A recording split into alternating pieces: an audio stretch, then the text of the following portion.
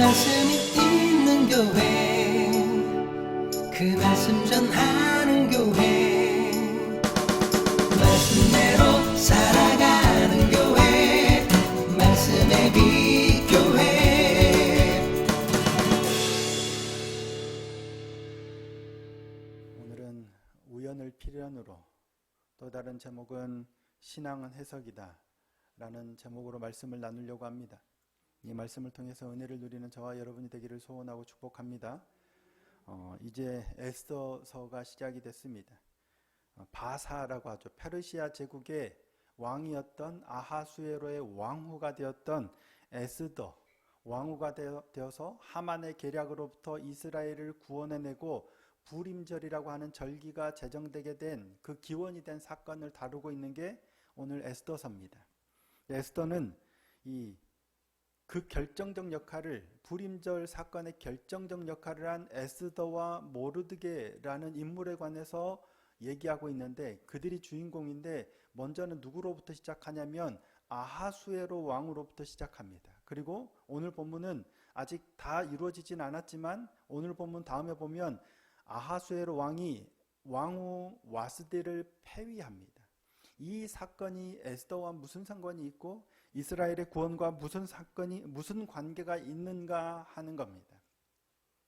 구약 성경에 3대 역사서를 들라면 사무엘상하, 그러니까 사무엘서, 열왕기서, 역대서를 들 수 있습니다. 이 세 성경은 각자 저자도 다르고 내용도 다르고 시대적인 배경도 좀 다르지만 공통점이 뭐냐면 이스라엘의 왕정 시대를 기록하고 있다는 거예요. 또 하나의 공통점은 열왕기서와 역대기서는 왕정이 끝나는 걸 기록하고 있어요. 그러니까 하나님의 택한 백성인 이스라엘이 선민이죠. 선민으로 왕을 세우고 하나님의 대리자로서 역할을 해야 되는데 그 남유다가 멸망을 당하는 거죠. 그래서 멸망을 당해서 바벨론으로 포로로 끌려가는, 거기까지를 기록하고 있는 게 열왕기서와 역대서예요. 그리고 그 다음에 이어지는 또 하나의 세 권의 역사서가 뭐냐면 에스라, 느헤미야, 에스더입니다. 에스라, 느헤미야, 에스더. 약어로 하면 에스라가 애가 아니고요. 에스라는 스예요. 스. 느헤미야는 느고 에스더가 애로 우리가 약자로 기록하죠. 근데 이 세 권의 책은 기원전 약 539년부터 약 400년까지 포로가 귀환하는 시대의 역사를 기록하고 있어요. 그러니까 역사서 중에 왕정 시대가 끝나고 포로 귀환의 시대를 다루고 있는 역사서입니다. 그 중에서 에스라와 느헤미야는 이스라엘의 회복과 재건과 관련된 내용을 다루고 있습니다. 열왕기서와 역대기서가 이스라엘이 망하는 역사를 기록하고 있다면 에스라와 느헤미야 그리고 에스더까지는 회복되는 역사를 기록하고 있죠. 그래서 성전도 재건하고 성벽도 재건하고 이런 역사를 기록하고 있어요. 근데 사실 우리 성경에서는 에스라와 느헤미야가 두 권으로 나뉘었죠. 근데 히브리어 원문 성경에는 한 권으로 돼 있어요. 이유가 뭐냐면 저자도 다르고 저자가 다르지만 시대적인 배경이나 역사적인 이런 순서가 되게 일치해요.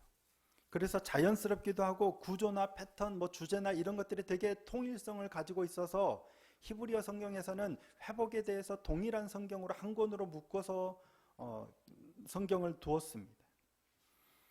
하지만 이 포로 귀환 시대의 역사를 다루는 세 권의 역사 중에 독특한 게 한 권이 있는데 그게 바로 에스더입니다.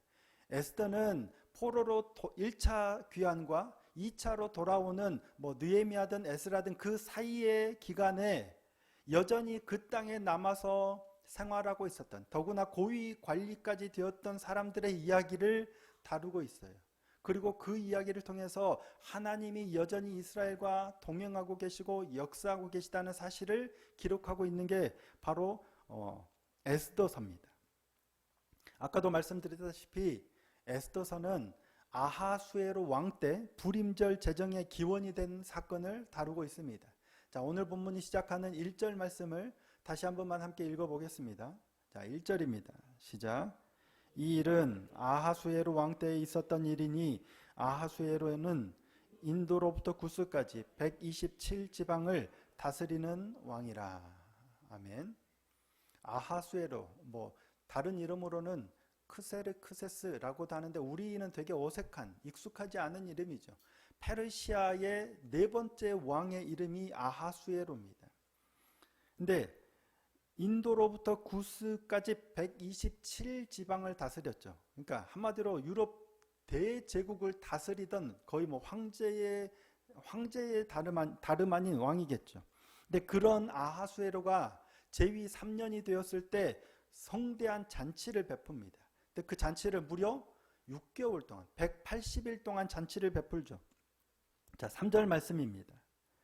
왕위에 있은 지 제3년에 그의 모든 지방관과 신하들을 위하여 잔치를 베푸니 바사와 메대의 장수와 각 지방의 귀족과 지방관들이 다 왕 앞에 있는지라. 이 잔치가 무려 반년 6개월 동안이나 지속이 돼요. 물론 우리는 흔히 이 잔치가 단지 그냥 사치하고 뭐 방탕하고 그런 잔치로만 여기는데 꼭 그런 것만은 아니었다라고 합니다. 무엇 때문에 이 잔치를 베풀었냐? 당시에 막 부상하고 있던 그리스 원정을 위한 준비의 일환이었다고 합니다. 그러니까 그래서 지금 모으고 잔치에 초대된 사람들을 보면 모든 지방관과 신하들, 그러니까 메대의 바사와 메대의 장수와 각 지방의 귀족과 지방관들이에요. 그러니까 신복들이에요. 관리들이에요. 전쟁을 앞두고 이 관리들을 불러다가 뭐 계략, 뭐 정책도 작전회의도 하고 출전 준비도 점검하고 또 이들의 사기도 진작하려고 잔치를 한 거예요. 그러기를 무려 6개월이나 했어요. 그리고 이 잔치가 끝나자 또 일주일 동안 7일 동안 잔치를 하는데 여기서 문제가 발생합니다.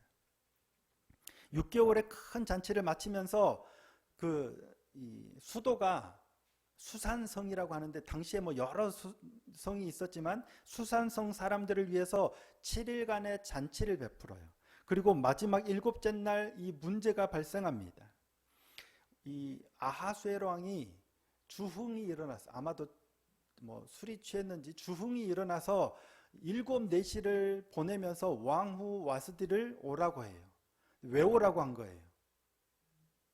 왕후 와스디가 너무 이쁜 거예요. 그러니까 대제국을 다스리는 데다가 술도 마셨겠다, 잔치도 하겠다, 내 아내가 이렇게 이쁘다 자랑하고 싶었던 것 같아요. 그래서 제7일에 7내시를 보냅니다. 자, 오늘 본문 10절 말씀입니다. 제7일에 왕이 주흥이 일어나서 어전넷이 무만과 비스다와 하르보나와 빅다와 아박다와 세달과 가르가스 7사람을 명하여 보내. 근데 문제는 뭐예요? 왕후 와스디가 왕의 명령대로 오면 좋은데 자기도 잔치하고 있다가 왕의 명령 따르기를 싫어합니다. 그래서 안 가요. 제가 막 이렇게 어떤 공식적인 행사를 하고 있는데 신하들도 있고 백성들이 다 있는데 사람을 보내서 아내에게 오라고 했는데 오지 않으면 어떨까요? 저는 할 말이 없습니다. 왕이, 대제국을 다스리는 왕이 자기의 위세를 드러내기 위해서, 더군다나 아내의 용모를 드러내면서 자신의 위세를 드러내기 위해서 오라고 그랬는데 안 오는 거예요. 그러니까 진노했다라고 기록하는데 화도 났겠지만 굉장히 창피했을 것 같아요. 그래서 이제 다음 본문을 보면 뭐 신하들에게 어떻게 할지 물어서 이 왕후 와스디를 폐위하게 됩니다. 결국 이 일로 왕후 와스디는 폐위가 되고 그 자리에 누가 들어왔느냐면 에스더가 왕후가 돼요. 여러 가지 사건들을 통해서 에스더가 왕후가 되고 결국 이 에스더를 통해서 하만이 이스라엘 백성을 다 죽이려고 했던 계획을 뒤집고 오히려 하만이 속한 아말렉 족속을 진멸하게 되는 사건이 일어납니다. 그래서 그 절기를 지키는 게 바로 부림절이에요. 이 부림절이 생기게 된 그 연유, 그 과정을 기록해 놓은 게 에스더서입니다. 이게 에스더의 내용이에요. 아하수에로 왕이 180일 동안 잔치를 베풀고 그것도 부족해서 끝나고 7일간 또 잔치를 베풀고 마지막 7째 날 주흥이 일어나서 하필 또 잔치하고 있는 왕후를 불러요. 근데 하필 또 왕후가 왕의 명령을 어기네요. 그래서 결국 에스더가 왕후가 됐어요. 왜 이런 일들이 일어났을까요? 와스디는 에스더를 왕으로 세워서 이스라엘을 구원하려고 본인이 일부러 왕의 명령을 따르지 않았을까요? 아하수에로는 에스더를 나중에 왕으로 삼고 싶어서 일부러 이렇게 이런 일들을 계획하고 꾸몄을까요? 전혀 아니겠죠. 아하수에로는 에스더가 있는지조차도 몰랐을 거고요. 와스디도 폐위가 되고 심지어는 폐위된 후에 에스더가 왕후가 된 뒤에도 몰랐을 수도 있어요. 왜 이런 일들이 일어났는지, 이 일들이 무슨 의미인지 전혀 몰랐을 겁니다. 누가 상상이나 했겠습니까? 왕이 잔치를 베풀고 왕후를 불렀는데 왕후가 안 오고 왕후가 폐위되고 결국 그로 인해서 유다족 속인 에스더가 왕후가 돼서 이런 일들이 일어날 것을 누가 상상이나 했으며 누가 연관을 지을 수 있겠습니까? 아무도 연관 짓지 못했을 거예요. 그러면 아하수에로 왕이 잔치를 하고 왕후 와스디가 폐위가 된 건 에스더와 모르드게와 관계가 있을까요, 없을까요?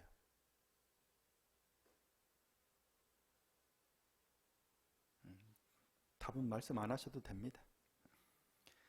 전혀 없지만 우리가 믿음의 눈으로 보면 없지 않죠. 에스더가 왕후가 되고 그 왕후가 된 에스더가 이스라엘을 구원한 일과 관련이 있어요. 아무 관련 없는 왕이 잔치를 베풀고 왕후를 부르고 왕후를 폐위하고 이런 아무런 연관이 없는 일이지만 믿음의 눈으로 보니까 연관이 있는 거예요. 우리는 상관없다라고 말할 수 없습니다.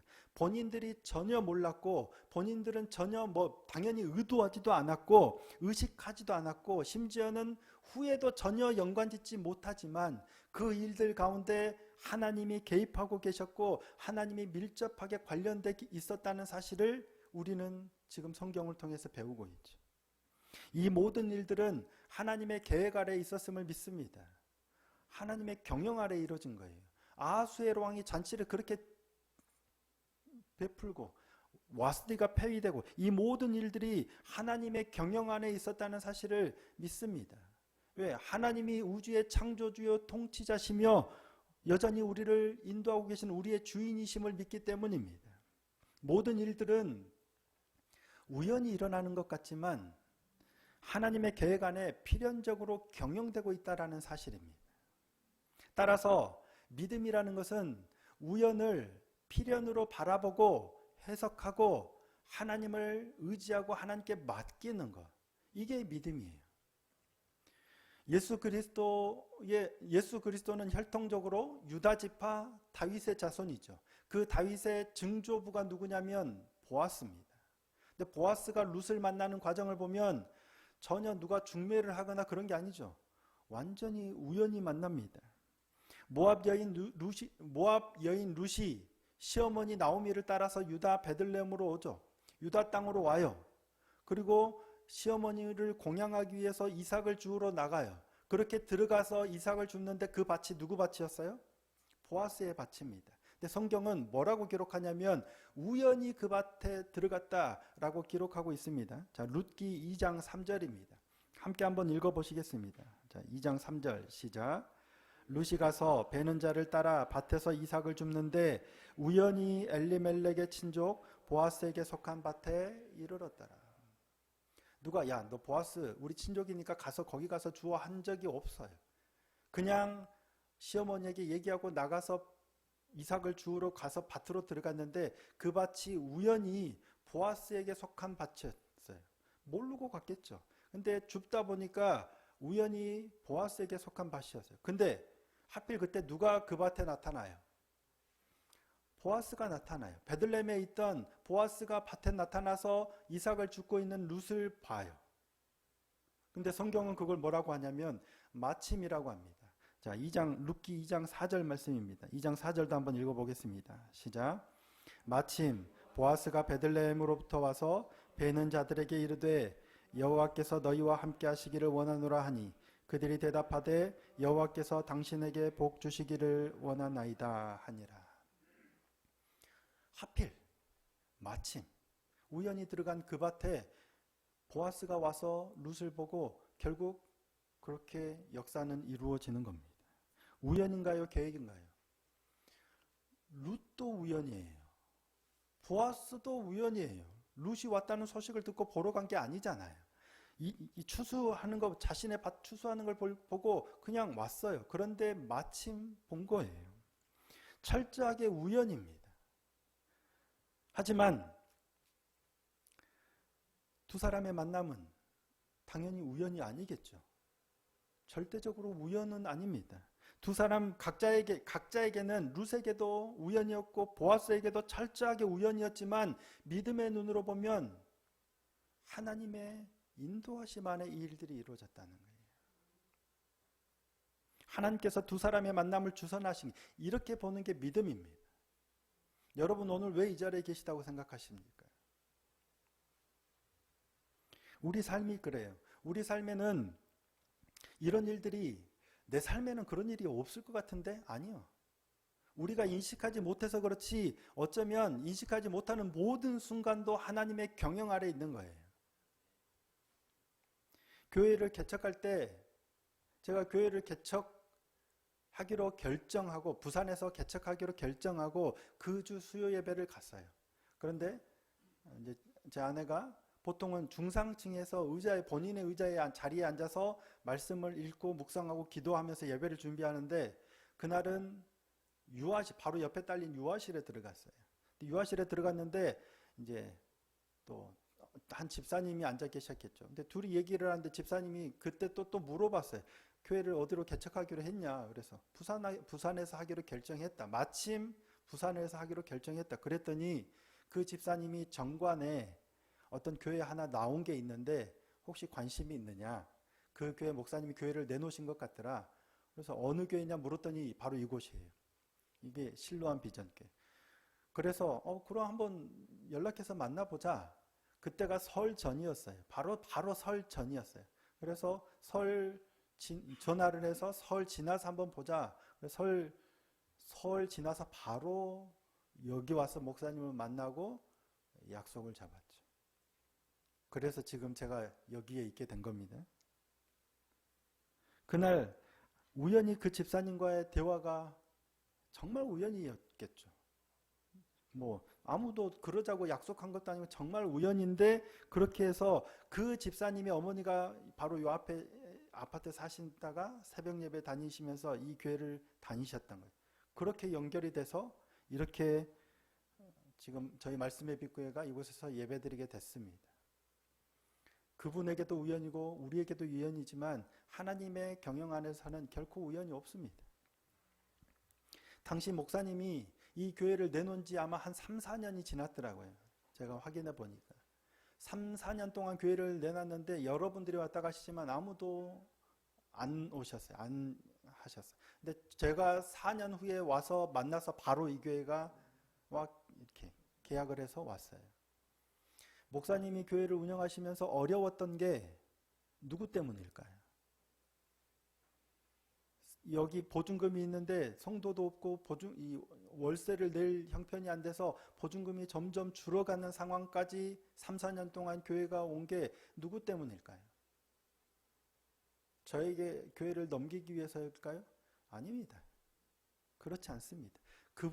그분만의 삶에서 하나님이 계획하심 안에 이루어지고 있는 거고 저는 제 삶 안에서 개인적으로 우연히 상황들이 이루어지는데 우연히 그걸 만나는데 하나님이 그런 것들을 일해 가시는 거예요. 이게 하나님의 경영이라는 거예요. 누구 때문이냐 무엇 때문이 아니라 하나님의 계획하심 아래 이런 일들이 이루어지고 있는 거예요. 그 외에도 수많은 일들이 있었죠. 지난 2년 코로나가 됐을 때 처음 새벽 예배 때 앉아 계셨던 그 집사님, 권사님을 통해서 이렇게 유 집사님도 오시고 그래서 이면 집사님도 오시고 그게 2년이 돼서 2년 후에 다시금 왔죠. 더 놀라운 건 장로님 아시는 분들은 다 아시겠지만 하도 2년이 되도록 성도가 여전히 늘지 않고 있으니까 장로님 권사님이 선교하는 마음으로 우리 교회로 옮기기로 결정하셨어요. 기도하시면서. 그래서 이제 작년 말에 장로님은 내년에 이제 우리 교회를 오시기로 하셨고. 근데 사람이 늘지 않으니까 늘지 않는 것뿐만 아니라 자꾸만 이제 다른 곳에서 교회에서 저에게 이제 이렇게 청빙 이런 소식도 좀 왔었어요. 그래서 근데 작년에는 제가 이제 가지 않겠다라고 결정을 했었는데 또다시 이런 제안이 들어오면 어떻게 해야 됩니까? 그리고 금년에도 이제 은퇴하시는 분들이 많아서 자꾸만 저희 부모님도 그렇고 이제 그런 제안들을 하세요. 그래서 장로님도 오셨는데 두고 제가 갈 수도 없고 그렇다고 하나님이 가라고 하는데 안 갈 수도 없고 그래서 작년 연말에 제가 하나님께 드렸던 기도가 뭐였냐면 그러면 2주년이 되기 전에 장로님 가정이 오시니까 2가정을 더 보내주시면 하나님이 이곳에서 계속 사역하라는 뜻으로 알겠습니다. 이렇게 툭 기도했어요. 막 빡세게 기도하고 막 꼭 이게 아니고 그냥 툭 기도했어요. 그러고 장로님이 새해에 대해서 1월 첫 주부터 오시고 금방 또 다른 가정이 오시고 다른 가정이 오시고 그러면 얼마나 좋겠습니까마는 아무도 안 오시는 거예요. 3월 첫 주가 되면 2주년이 되는데 2월 마지막 주가 될 때까지 아무도 안 오세요. 올 기미도 없어요. 누가 오겠다라는 소식도 없고 하필 그때 장로님 가정은 또 코로나로 또 예배 때 못 오시고 또 우리 이미애 집사님은 딸 때문에 또 그 주에는 또 서울에 가셨어야 하고 또 지금 치료를 받고 계시는 분들은 한 주 오시고 한 주 또 병원 치료하시고 하시는데 그 주 또 못 오시는 주. 집사람하고 저하고 이번 주는 방송으로 예배 드리는 분 말고는 우리끼리 그냥 예배를 드려야 될 것 같다. 그렇게 얘기를 하고 앉아서 기도하는데 뒤에서 막 누가 오신 소리가 들려. 그렇게 오신 분들이 두 가정이 딱 3월 첫 주가 되기 전에 마지막 주에 2가정이 오신 거예요. 하나님이 보내셔 오셨어요? 물론 믿음으로 보면 지금은 우리가 그렇게 고백하지만 막 하나님이 야 너 꼭 그 주에 거기 가야 돼 라고 하시지는 않으셨을 거 아니에요. 어떤 감동을 주셔서 야 오늘은 그 교회를 가보자 이제 얘기를 해서 오셨겠지만 절대적으로 하나님이 야 그 보아스가 나오니까 너 그 밭에 가서 일해라고 하지 않으셨다는 얘기예요. 하나님이 보내셔서 오셨는지 아닌지 물론 이걸 확인하는 작업들이 필요하죠. 아브라함의 종이 그 리브가를 만났을 때 하나님이 이삭의 짝으로 주신 배필인지 자기가 요구했던 대로 했지만 그걸 확인하는 과정이 필요하듯 확인하는 게 필요합니다. 근데 놀랍게도 그냥 우연히 그렇게 겹쳤을 수도 있어요. 하지만 우리는 이 우연을 하나님의 일하심으로 필연으로 바라보고 하나님이 일하셨다라고 고백하는 게 믿음이라는 거예요. 아까도 잠깐 인사를 드렸지만 우리 김태관 목사님도 수술하셔서 사실은 쉽게 이렇게 지금도 이렇게 움직일 수 있는 상황이 아니에요. 근데 결혼식을 물론 오고 싶기도 했지만 또 하필이면 기차도 한번 놓쳤어요. 그러니까 마음에 그렇게 고백을 하시더 마음에 가지 말까? 그런데도 불구하고 다시 다음 차를 타고 결혼식에 참석했다가 또 우리 교회를 오고 싶어서 왔어요. 우연일까요? 우연으로 보면 그냥 우연이겠죠. 하지만 하나님이 분명히 어떤 뜻이 있어서 이런 일들을 행하시고 계신 줄 믿습니다.